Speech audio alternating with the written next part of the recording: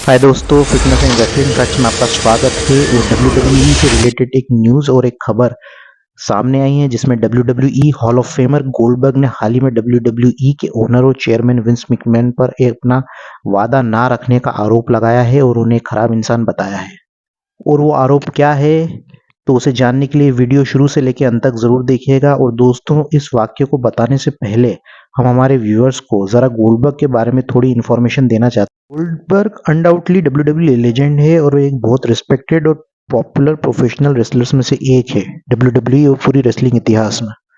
उन्होंने initially professional wrestling में debut किया था डब्ल्यूसीडब्ल्यू में, और वहां उनकी अनडिफिटेड स्ट्रीक थी 173 एंड ओ की।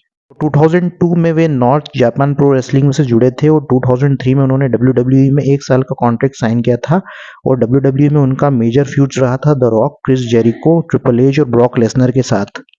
और गोल्डबर्ग ने डब्ल्यूडब्ल्यूई में 2016 में फिर से रिटर्न किया था और उनका कॉन्ट्रैक्ट 2002 में रिलीज हो गया और अब वे एक फ्री एजेंट है। और अब हम बात करेंगे कि गोल्डबर्ग ने विंस मैकमैन पर क्या आरोप लगाए हैं।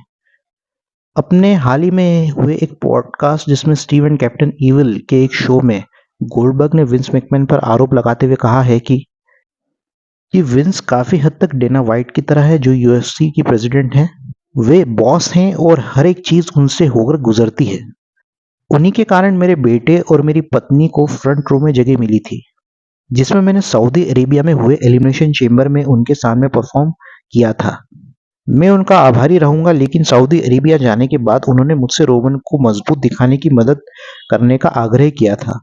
और मुझे उस समय कोविड था और मुझे याद है कि मैंने फोन पर उनसे कहा था कि मैं ऐसा करने को तैयार हूं, इसके बदले मुझे रिटायरमेंट मैच चाहिए।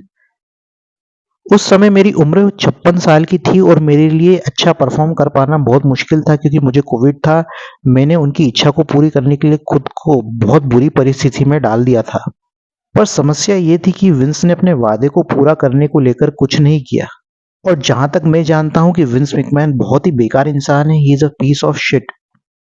ये बात गोल्डबर्ग ने 2002 एलिमिनेशन चेंबर मैच के एक्सचेंज में रिटायरमेंट मैच की डिमांड की थी, पर इसके बदले विंस ने उनको डब्ल्यूडब्ल्यूई कॉन्ट्रैक्ट रिलीज करके उन्हें फेयरवेल दे डाला था। और इस वाक्य पर गोल्डबर्ग ने अपनी चुप्पी तोड़ते हुए विंस को एक बहुत बुरा इंसान कह डाला कि उन्होंने अपना प्रॉमिस नहीं रखा।